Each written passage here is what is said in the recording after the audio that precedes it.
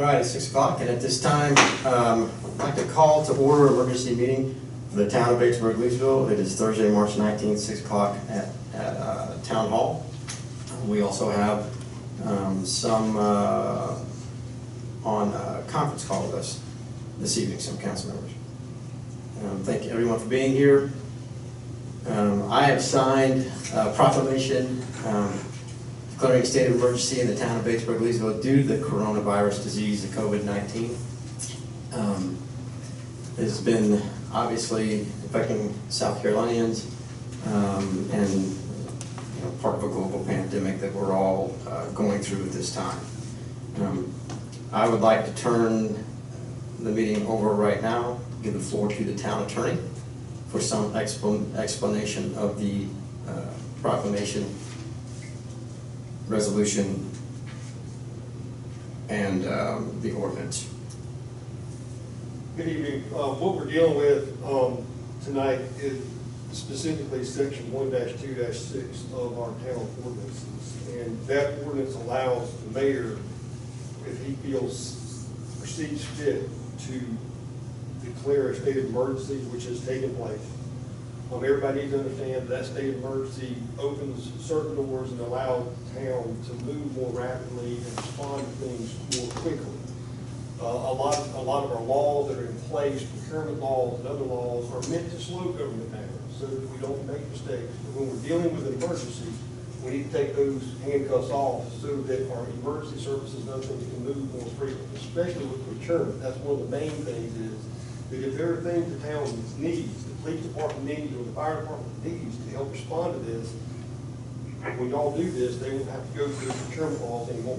They'll be able to spend that money without going out for bids and so forth. So it's to unbind, sorry about that, unbind government. Basically, what we have, the first thing that we've got in front of y'all to look at is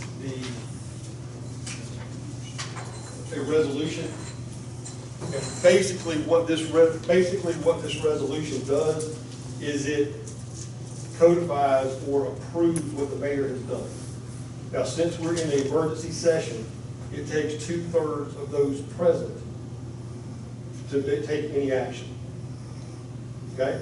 So out of us here now, we got to have 4 yeses.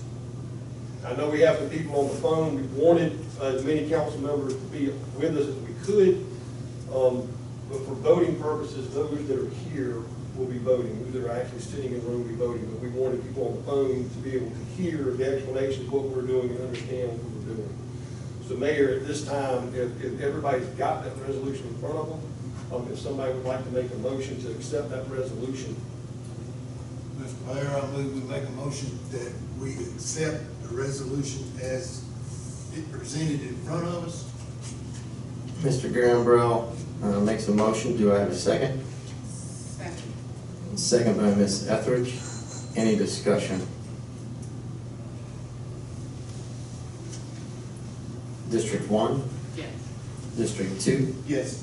District 6? Yes. District 7? Yes. And I vote yes. The resolution has been accepted.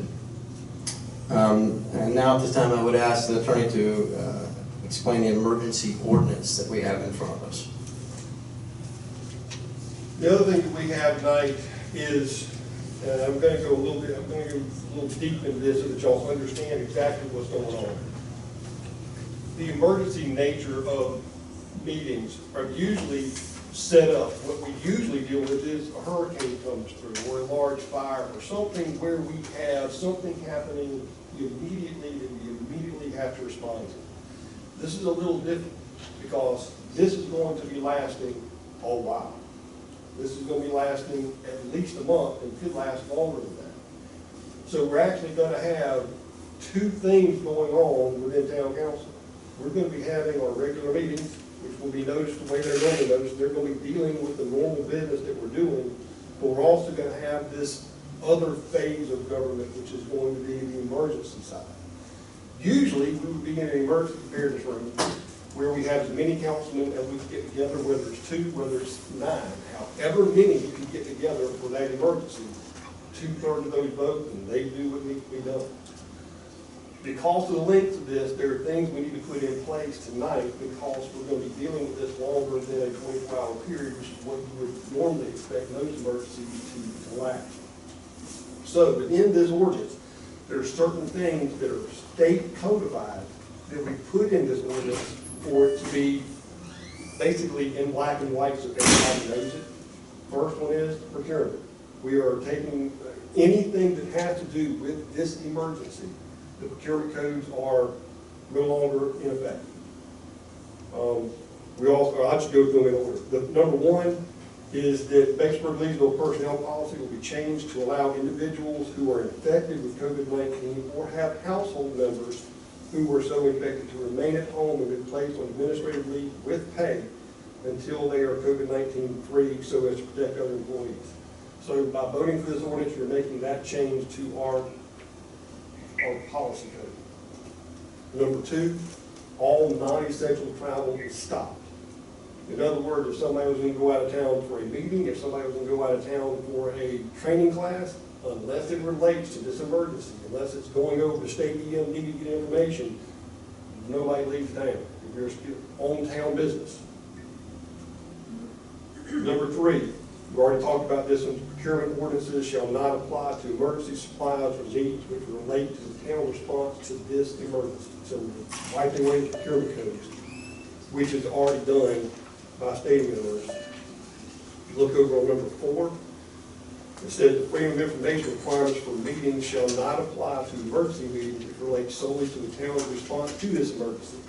Simply by the mayor making a proclamation, that's already taken place. But we're putting it in black and white so that it's there, it's in the ordinance, nobody can question anything. In other words, we don't have to put out minutes, we don't have to put out notice of what's going on in the meeting. We're going to be dealing with things that need to be dealt with when they need to be dealt with. And it could be on a 5-minute notice. And if in that 5-minute notice we can't get the 3 council members together, and all those 3 are going to be the ones that are going to be making decisions, just so everybody understands exactly what's happening. Number 5, this is one that we came up with today. The emergency meetings may only be called by the town manager, the assistant town manager, the mayor, or the mayor pro tem. We wanted to get at least 4 people because we don't know who's going to be sick, but we didn't want to leave it open to where any council member could call a meeting whenever they wanted to. We wanted to at least lock it down to where we knew who could call it, and that's who y'all approved to call it. Number 6, all town buildings are closed to the public. In other words, the doors are locked. There shall be no facilities or town facilities put out for rent while this is going on. In other words, town property is locked down to the public. That's to protect our employees. Number 7, no water services shall be terminated during the emergency. This is unless the main billing person comes in and says they want it cut off. If they're moving or something and they want it cut off, we left that in there, they can come in and ask for it. No permits will be issued for any public gathering or yard sale. So we're going to do all we can do to keep people from getting together. This next one gets kind of deep. It says the Batesburg-Leesville Police Department is empowered to enforce federal and state mandates which relate to the emergency, and the chief of police will develop guidelines for doing so. So there are mandates, and the way this thing works is the mandate roll downhill. So we need to be able to enforce things that the state wants people to do in our town. The county should be doing it in the county, and so forth up the line. So what y'all will be doing is telling Chief Oswald, you do it the best way you see fit, and enforce the mandates that are coming down. Number 10, deal with the fire department, and this is basically going into the EMS side of the fire department's response. They will do all things reasonably necessary to protect its members from needless exposure, while ensuring emergency services will be provided to our citizens and visitors. This shall include following any and all recommendations which are provided by SCDHEC or the State of South Carolina Emergency Management Division, because the information is changing minute by minute right now. What they were putting out yesterday is what was proper protective is not going to be the same as they're putting out tomorrow. And so we've got to be very fluid in what's going on. Those 10 things we think is going to get it, or will put us on a pretty good foothold as to what we need to be doing in town. There will be changes. As Teddy or Jay or Wallace or anybody else thinks that there's a need, you know, is gonna be discussed. What's gonna be a little bit different about this is usually, those things usually happen in a room that everybody's in because everybody's sitting together during the duration of the emergency. We want everybody who can't be here to be on the phone, because next week, if Councilman Prowse can't be here, he needs to know what we did in that meeting, so at the subsequent meeting, he'll be able to vote and know what happened. But y'all need to understand that the statute says that 2/3 of the council members present vote. And present means you need to be here, see the documents, have a discussion, those type of things. So we want you on the phone, but as far as the vote for that meeting is not, I can promise you, we're probably gonna have many of these meetings over before. Is there any questions about what we're doing, or we can do a motion in a second, Mr. Mayor, and then we do some questions if you want to. Yeah, at this time, I'd like to ask for a motion to accept the ordinance. So moved. Mr. Prowse, do I have a second? Second by Ms. Etheridge. Now discussion, please. I do have a question. Chris, obviously in a regular, I guess, emergency that has a limited time expectancy, at some point, this ordinance will have to lapse.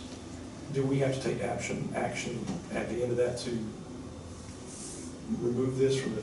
Yes, just as the state, the governor would come out and say there's an end to the emergency, the mayor's gonna have to come out and say there's an end to the emergency. And in the ordinance, it says the provisions shall become effective immediately and shall stay in place until revised, removed by further vote of council or upon the end of the emergency situation. So if these automatically go away as soon as we're out of the situation that we're in, there's two important differences between these ordinances and normal ordinances. These are only going to get one reading. No, there's three, so that's one. Second, they're going to be numbered COVID-19 emergency ordinance 1, 2, 3, 4, 5 going forward. The third difference is they go into effect and you have to put the time of the vote on. That's why on the last page, there's actually a line for the time, because the second that it goes into effect, it's in effect. It's not something that takes effect the next business day, it's now. But to answer your question, that was very long, but when the emergency's over, y'all are going to vote, do the proclamation, and say, then we go back to business again.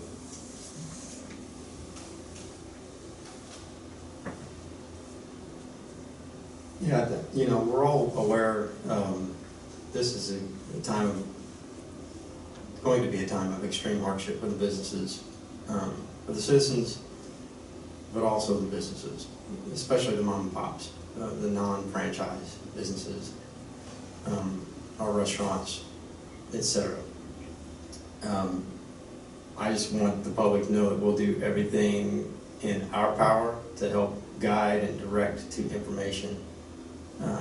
And this is a plea to our people in DC, Joe Wilson and Senator Scott and Lindsey Graham, that the businesses of South Carolina and the United States need desperately your help. So, citizens of Batesburg-Leesville businesses, we understand this is extremely difficult, and everything that will be carried out with gentleness and an understanding of the incredibly difficult situation you're under. Any other discussion? District 1? Yes. District 2? Yes. District 6? Yes. District 7? Yes. And I vote yes. The ordinance has been accepted. Without further business, would you like to wrap up one more thing? The only other thing that I would say to y'all that I would expect the next time that we have a meeting is that I'm hoping there's a little bit of a slow flow down of information right now, and that I hope that at some point we'll be able, or maybe Wallace, Kay, whoever, will be able to give y'all more information of what to expect. Right now, all we can go off of is what's on the news, because that's the only information we have right now. But hopefully, these should be where you are getting information to make decisions off of, not just reacting to things and evaluating. Thank you, Mr. Stratton. Do you have a motion to adjourn? So, Mr. Gambrell, do you have a second? second. Mr. Kraus, any discussion? District 1? 2? Yes. 6? Yes. 7? Yes. And I vote yes, we are adjourned. Thank you. Yeah.